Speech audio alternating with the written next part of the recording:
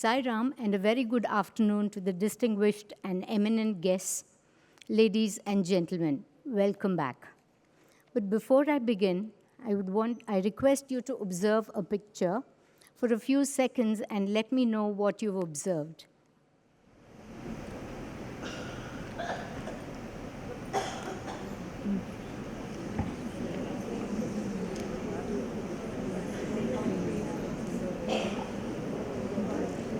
Well, if you've seen a woman with a smile, congratulations, you are right.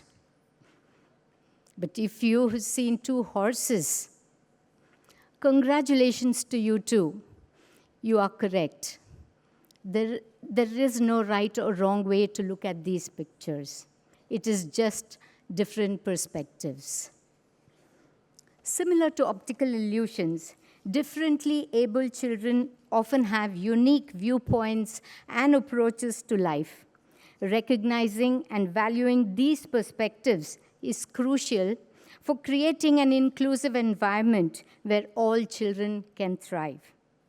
According to Diane Richler, a special educator, and I quote, "Inclusion is not about bringing people into what already exists.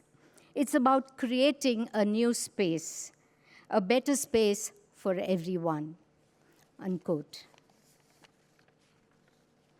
Today, we have gathered here to celebrate and honor the remarkable contributions of those who have tirelessly explored and advanced inclusive education in India. These pioneers have reshaped the education landscape and laid the foundation for a more equitable and just society.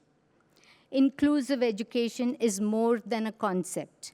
It's a movement towards embracing diversity, ensuring that every child, regardless of their abilities or background, can learn and grow in a supportive environment. The efforts of our trailblazers in this field have been instrumental in transforming schools and communities and making education accessible to all. To begin with, let's understand learning disability. Learning disability is a neurological disorder that affects one's ability to receive, process, store, and respond to information. These disorders can impact various academic and social skills. To know more about it, we welcome our distinguished guest today, Srimati Mallika Ganapathy, a consultant in diverse areas of education and continues to be intensely involved in community-based rehabilitation, assessments, and referrals. A very warm welcome to you, ma'am.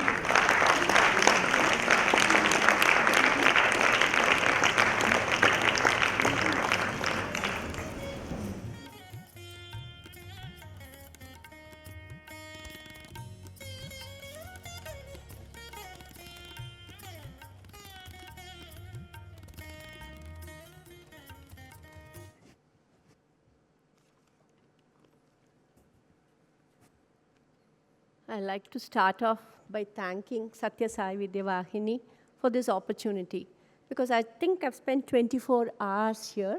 I've come here after 57 years. And in these 24 hours, just listening to the work which is being done by people and meeting passionate individuals and also the serenity of the environment has really energized me.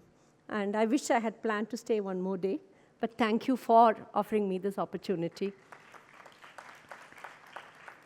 I want to start off by taking for a walk down the memory lane and be a student for a few minutes. I remember, if I go down the memory lane as a student, I was overwhelmed with mathematics. I just didn't understand math. I was scared of it. I was overwhelmed. Spellings were confusing. I don't know, I think English as a language has a very complex system of phonics, and we were not taught that way. We were asked to memorize the spellings, and spellings were very confusing, and grammar was isolated. It was fragmented and very complex. I didn't even understand why we were learning grammar. So I had to become a teacher to actually understand the nuances of English as a language and the concepts in mathematics. It takes that much time to actually understand what it is. I'm sure many of y'all would have experienced the same thing. If I ask for a show of hands, can I? How many of y'all? Yeah, I can see almost 25% of the people assembled here have had difficulties. And so let's look at we had people describing learning disability. I'm not going to go into a very detailed definition of learning disability. I'm going to look at what are the, can I go on to the next? Oh, sorry.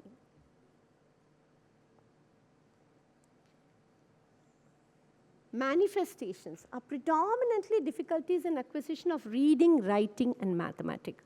In a classroom, almost 25% of the children are diagnosed or screened and diagnosed with learning disability. And actually, if I see, not even 1% actually has learning disability. Because learning disability could be because of many reasons. The manifestations, like difficulty in reading, writing, and mathematics. It could be because of ESL, like a country in India, where there are multiple languages. Many of us are not familiar with English as a language. We are learning it for the first time in schools. And so we may have a difficulty learning English as a language. Shaky foundations. We are talking so much about progressive education and child-centric education now, but even that is not really practiced by everybody. So still, I think 80 to 90% of the schools still work on the chalk and talk method. So shaky foundation is another reason for difficulties in this area. Self-regulation issues, again, because of our living style now. So much of screen time actually makes it very difficult to focus for a prolonged time and learn. Emotional insecurities and lifestyle changes. Children don't have opportunities to play and explore the environment with their body these days. That causes a lot of perceptual problems. But these perceptual problems can lead to reading, writing, and learning disability sort of symptoms.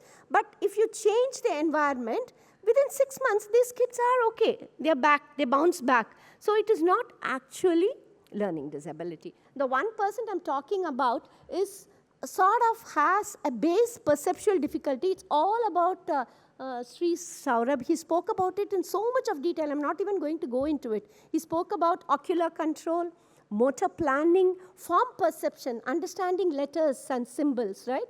Letters and numbers. And he also spoke about motor planning, which relates to writing, okay, mastery of writing. So all that, if there is a basic perceptual difficulty by birth, then we call it learning disability. So the first barrier, I think, is over-identification. I remember in some of the schools I worked with, when I went into the school, there were 40 students attending the resource room who were diagnosed as children with learning disability. And then we went into pedagogic changes, talking to the teachers, reassessing the children.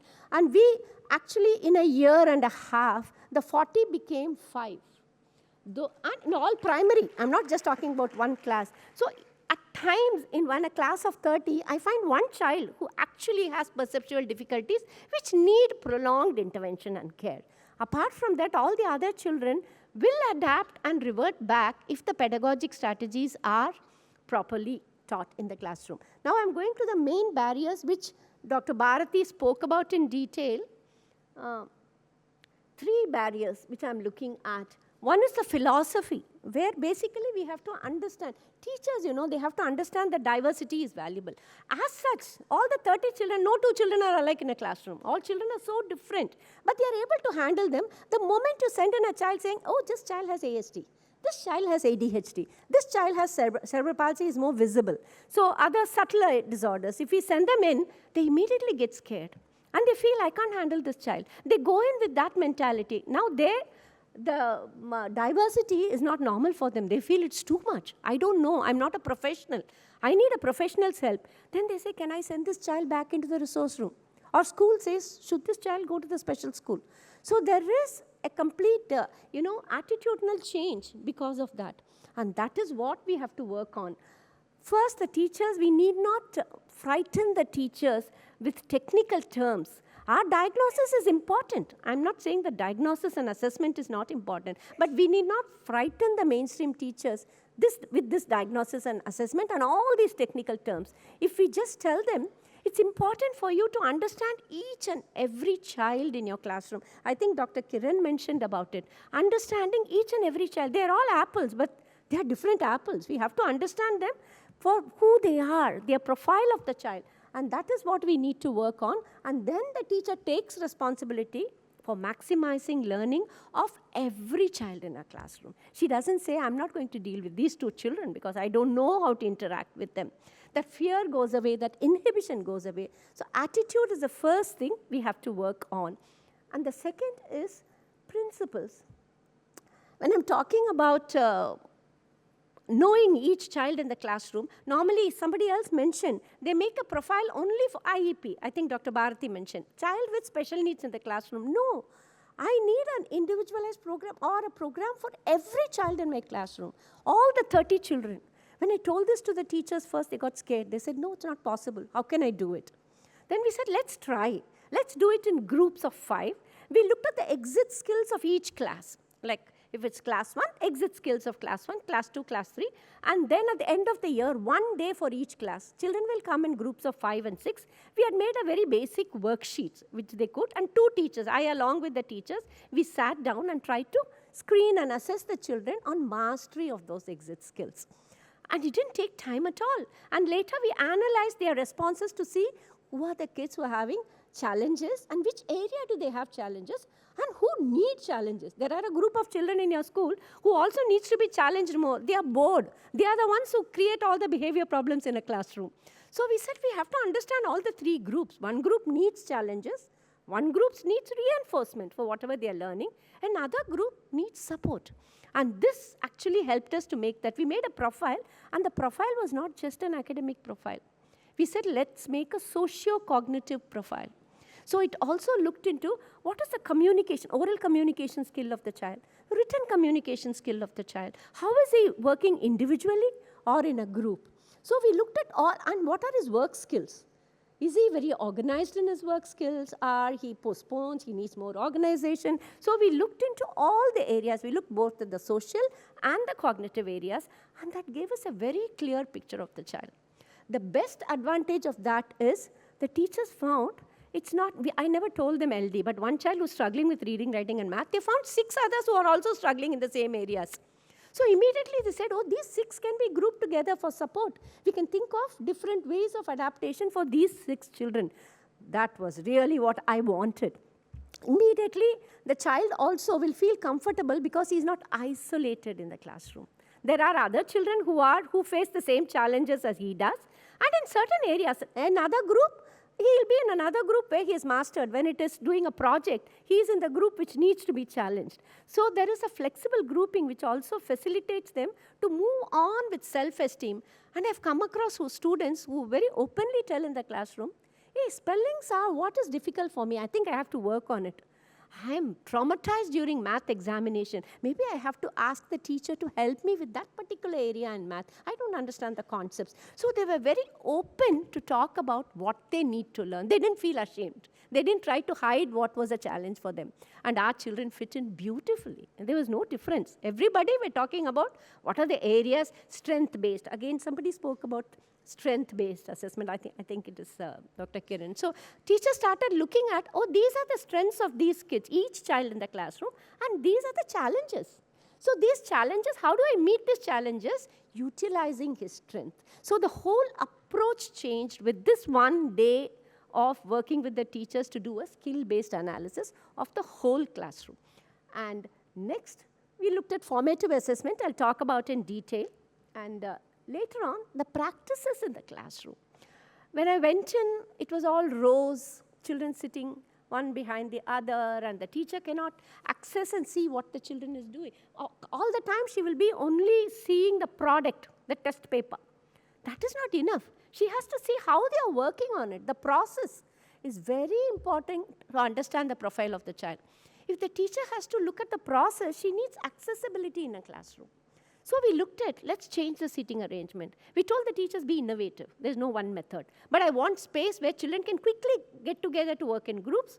They can also do individual work. And the teacher can move around to see each and every student individually so that she can understand exactly which point is he struggling in and note down. and also look at his work skills. So that is another area we thought we would work on. So those practices, and also we worked on collaborative practices in the classroom and station method, which I will talk about in detail.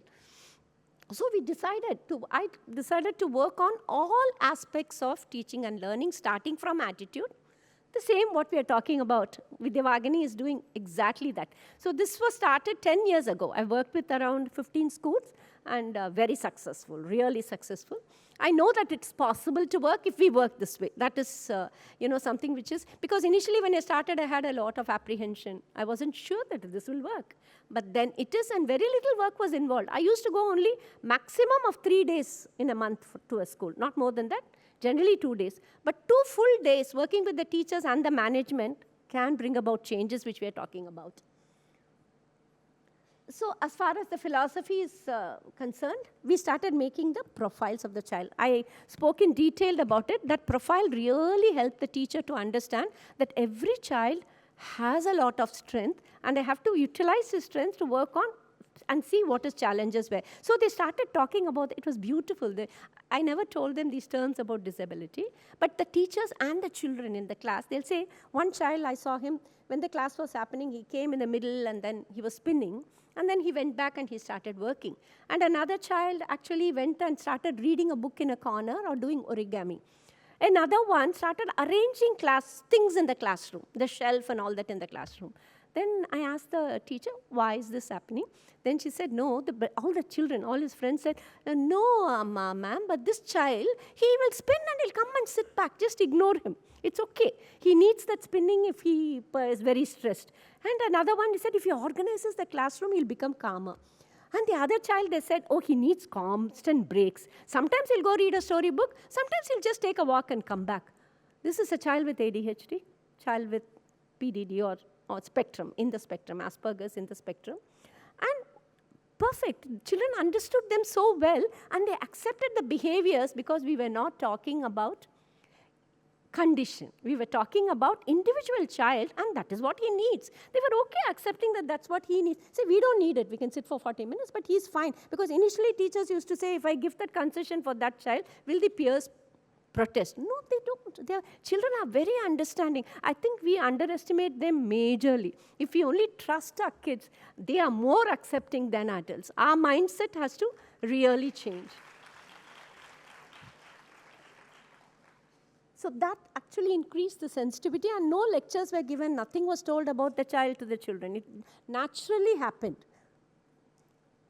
And we looked at assessments, because I think that's the base of learning, formative assessments. All schools talk about formative and summative. Now, they are very clear. I have to do at least 4 formatives. I can do 3 formatives and 1 summative. That is done. Okay, that we have no questions. But these formatives are actually smaller summatives done during the teaching of the unit.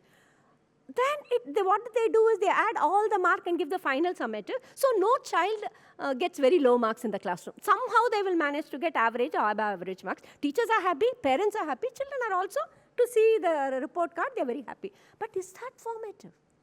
Formative, essence of formative is to understand how much each child in my classroom has learned and adapt my teaching to suit the needs of the child. So differentiated instruction is the essence of formative. And I feel every exam, even the final exam in schooling, except only in 10th and 12th final exam is the actual summative. Because based on they have to get into the groups and then go into college admission and all that. Till then, though we call it a summative, it is a formative which can be passed on from one grade teacher to the next grade so that she can actually continuous education and learning is possible. So understanding formative assessment, this is where I faced a lot of problems with teachers, because the moment I say formative, how do we grade them? And how do we add on to the final grades? I had to tell them, you needn't grade them. You have to understand to change. And how was formative done during the teaching sessions? All children will answer, or one-to-one they will answer, and then the teacher will go on with the next part of a lesson. Already the evaluation is over. No, I need evidence. I need to know what each child has learned so that I can base my tomorrow's lesson on the learning of this particular child, every child, and I can adapt my teaching methodology. I'd like to share with you an example. Many examples I have, but I have time maybe for one small example. Class 4. This teacher was teaching harmful insects. Class of 30, regular school, class of 30, one teacher. Harmful insects she was teaching. This was a formative to understand how much the child already knows, so that she needn't teach everything again, okay? Because for 8, 9-year-olds know quite a lot about harmful insects. And the insects were all common insects. So the weekend she told them, go home, look at all the insects. She also made sure that they know what an insect is. And then she said, go look, and look for insects which are very harmful when you walk around the house or inside the house, and come back. Learn a lot about that and come back. What are the preventive measures you take to protect from that harm?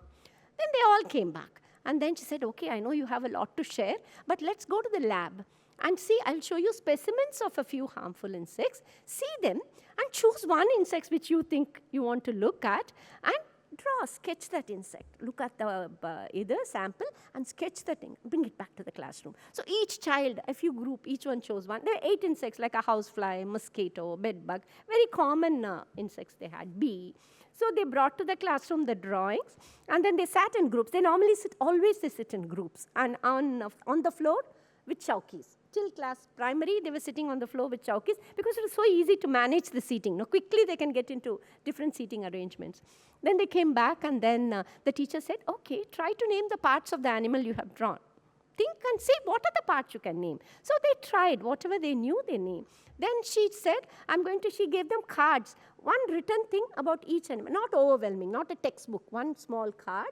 And these cards had a small paragraph written about the harmful effects and how you can overcome it. And she gave it to the group. Each group, she gave one set of cards, and she said, just pick up whichever card is relevant to you, go through it, and discuss with the group. So they did that discussion. She gave time for that. It was a 2-session block period. So after the discussion, she said, now that all of you all have discussed, I'm going to give you all worksheets. She gave them a worksheet, very simple worksheet based on whatever they have learned. And she said, please fill in and give it to me. As they were discussing, as they were filling, she was going around watching. You know, who's doing what, who's seeking help when. So it was all recorded again. They have a recording rubrics even for social observation. So after that, she collected all the thing, and she said, and she consolidated a little bit. She looked at the information which was provided. She got information from them and consolidated and gave in new information. She said, okay, we'll meet again next day. Before next day, she went through all the worksheets to see who are the kids who already know a lot. Right? So she knows, oh, this group tomorrow needs challenging. Basic facts they have learned, but they need challenge. One group which need a little bit more information, maybe to make a holistic learning. And then she found another group of children who had a lot of misconceptions and gaps.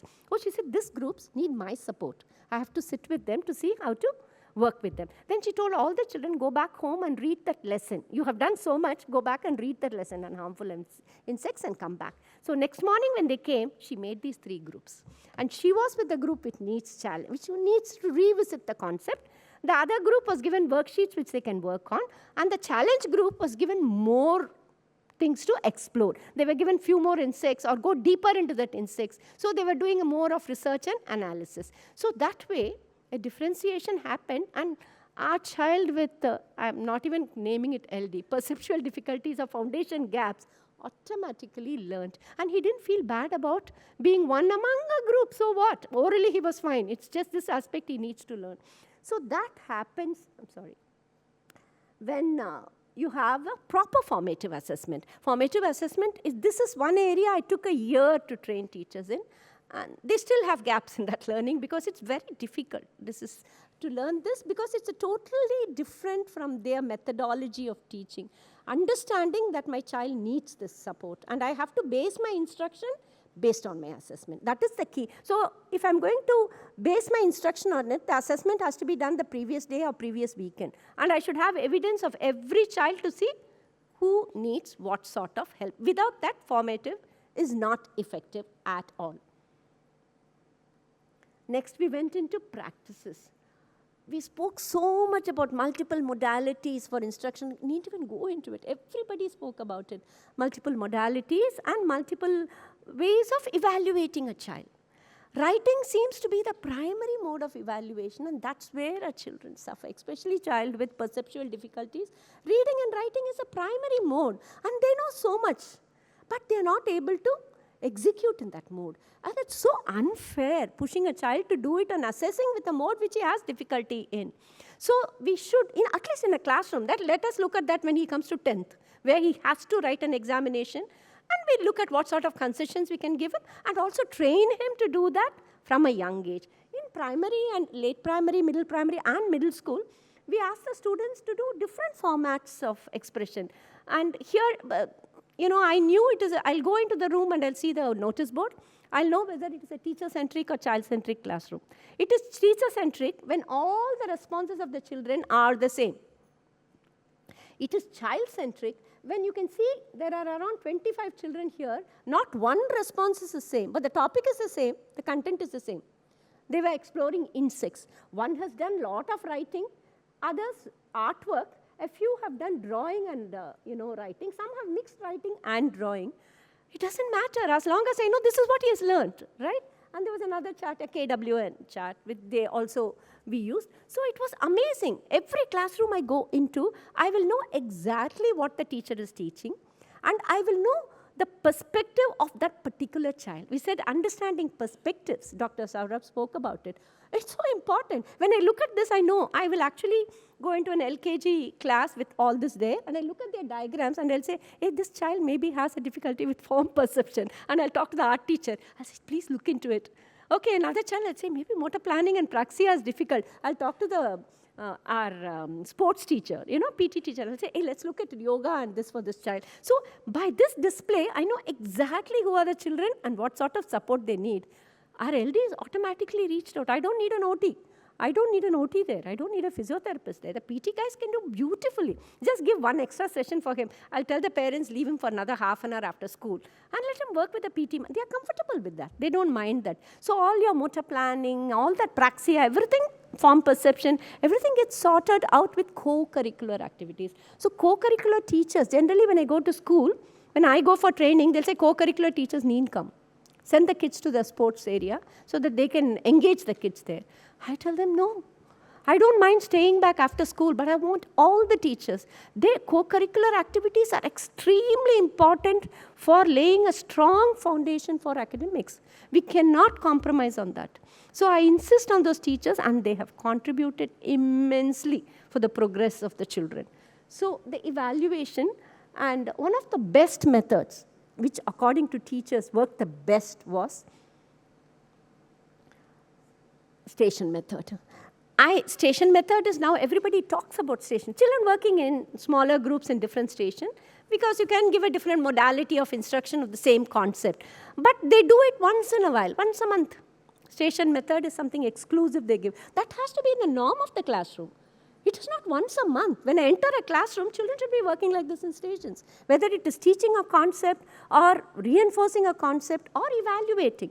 Station method works wonders. Again here, I saw class 6 or 7, I don't remember. They were learning endocrine glands, and teacher had to evaluate them. She had 6 stations, very interesting stations. The first station was recollect. They just had to list 4 endocrine glands. They know. They just listed. Second one was, I think she said, find me, where there were cards with the function of the gland. They have to at least pick minimum of 2 cards. They can pick up more. Again, the differentiation is coming here. And they have to find out what is the name of that organ which does this function. Then the third one was organs on strike. They have to pick up an endocrine organ. And if this is on strike, what happens? What are the effects of this organ not functioning? Children had to write a few words about it. The fourth one was sequence of events. Here, homeostasis. They had to draw a flow chart showing how homeostasis happens in our body. And then the fifth one was unity in diversity. How all these organs function together to work effectively as a team. Now, 10 minutes in each station, one strip of cards. So reading is maximum a phrase, a word, or a simple sentence, which they are familiar with. So here, it's not an overwhelming test paper with section A, section B, section C. That is overwhelming, especially for a child who cannot read and write. If he reads first 2 questions, he gets scared, he lets go. Here it is not overwhelming because he's moving from one station to another. Small group of children working with him. Very informal. No fear of exam. Nobody saying, don't talk, don't move, sit, look at your paper, nothing like that. Very casual. Children are just trying to find out how much they have learned. And the teacher moving around to see who has learned how much, who is taking a help. She also keeps a dictionary in the middle. She says, it's okay. If you don't know the spelling, refer to the dictionary. In primary, it's okay. I'm just learning my spellings, right? So it's a beautiful way of evaluation. And based on this is the final formative she did. After this, she gave them a summative. So that almost 80% of the classroom performed beautifully. 20 were average. So everybody learned the core concepts. And that is what we are looking at. You needn't be an expert in reading, writing, but have you understood the core concepts? So station method is something which I think we have to push more and more, make it a norm in the classroom. So finally, I've timed it sharp to 15 minutes. I hope I'm not taking too much time. Is differentiated instruction is the most important thing. Like what she said, like Dr. Bharati said, where individual needs are met, respect and meet the needs of individual within a bigger framework, within a structure. The structure doesn't change. I needn't downsize the curriculum for a child with LD. Why should I do that? He can learn all that, but he just needs to learn from a different modality, and he needs a little bit of support for this modality. That's all, nothing more. And even for perceptual skills, we got an army guy to plan a playground for pre-primary, early primary, late primary children. Then it's sports. So each one were to promote motor skills needed at that particular age group. And very exciting equipments. The whole playground cost around 1 lakh. It's as cheap as that because a welder and a carpenter did it. And the army guy gave us the design. So it's possible. We need spend too much money on all this. Even a village rural school can have this. It's just a little bit of iron rods and a rope. So, but the creativity and believing that all children can learn in a mainstream environment if only we focus on the strengths of the child and not look at him through a lens and say, oh, this child can't learn because he has this problem. He will struggle in reading. He will struggle in writing. That's not the approach we take. The strength-based approach leads to learning in all children. I think that is very important. And if we open the door for one child, all the children in the classroom, that was what the last slide was, benefit. Today I was seeing your pamphlet. I saw what Swami, words of Bhagwan. It was so appropriate to whatever I'm talking. It's like a summary. Sow the seeds of love in your hearts first. Change attitudes first. Let them grow into trees of service. Your attitude changes. You reach out more effectively to your group of children in the classrooms. Shower the sweet fruits of Ananda. The moment you share it with the students, then share the Ananda with all, with everybody. So I thought it was so appropriate. And that is our goal as teachers and sevas in this field, to make inclusive education a reality. I think that's the way of life. It is not a need which we have to work on. To create an inclusive society, we have to work on inclusive education. We have no choice. That's the way of life. I like to finish, the last slide is from a child, a student. I think I have to close down with his voice and not mine. I'd like to read what he has written. It's a little lengthy, but it takes 1.5 minutes. Sorry, I'll just go there. Having a writing disability. Oh, sorry, I can see from here, right? Okay. Having a writing disability presents many challenges over the years, especially in school. My first issue was completing notes in class and the time and effort it took me to do my assignments legibly. Back then, teachers used to think that I was being lazy and would deal with me in that spirit. They would not understand him. And then, by the time I was in 8th grade, I was also struggling to complete my exams while ensuring legible handwriting and accurate spellings. My marks did not reflect the hard work I was putting in, and I had terrible exam stress. Today, I have completed my 10th board exams, and I have done quite well. His quite well is he got 99% in English, which he was struggling, and he got 92% overall. That is what he's writing as well. Reflecting on my journey from 4th grade, when I first got diagnosed, there have been a few things that have helped me to deal with my problems. He had dysgraphia. He had been assessed by MDA when he was in 9th, and they suggested concessions and a scribe for him. He didn't want a scribe. He said, I don't want one. I'll type. Firstly, I was assessed and diagnosed when he was quite young. Not actually quite young. He was diagnosed when he was in class 3. And with the school's help, I was consistently supported by a school-appointed specialist.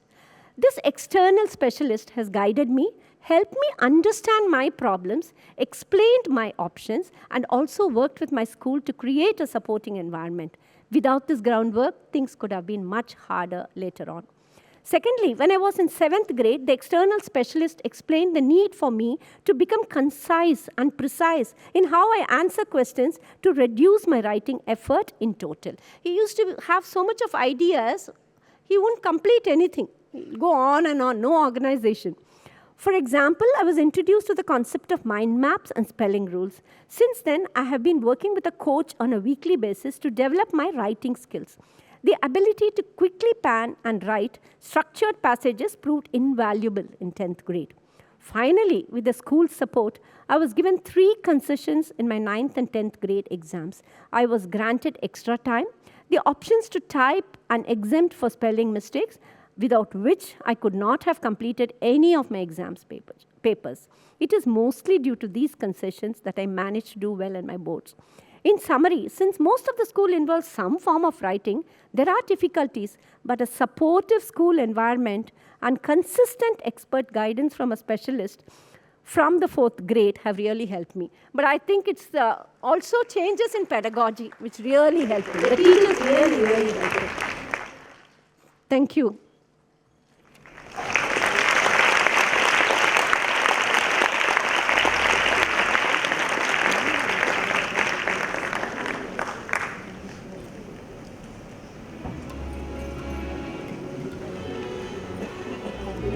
For stressing and demonstrating that with the right support and perseverance, children with learning disabilities can achieve extraordinary accomplishments. I now request Dr. Radhika Rani Rao from the Sri Satyasai Vidya Vahini Central Office Coordinator to do the honors.